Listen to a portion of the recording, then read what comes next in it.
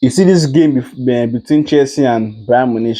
Before the lineup came out, I was 100% certain that Enzo Maresca will use that particular lineup because I've noticed that anytime that they have big games, anytime that Chelsea have big games, this is the particular lineup that he likes to go with. This James in midfield and Gusto at right back.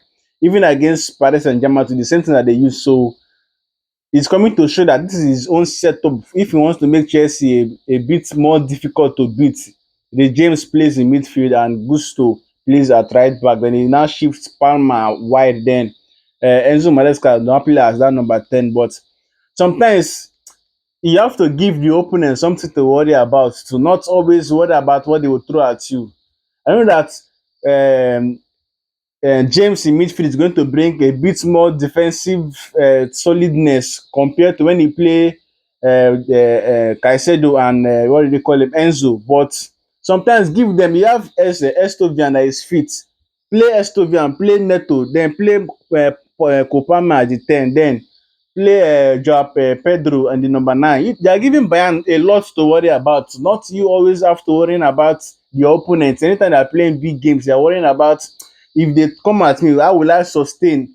Sometimes to give them, to let them worry about you too.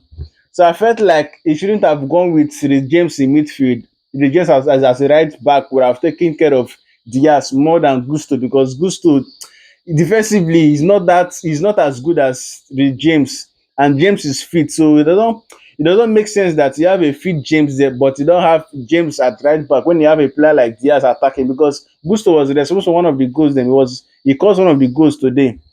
So sometimes maybe they should just pick this as a lesson going into another big games. Just play James as a right back because James' defense is very solid in attacking too. He can deliver, he can give in nice crosses. Then play a midfielder that's going to attack. Palmer as the number 10, then Estevan and Neto at both flanks, then Joao Pedro in up top.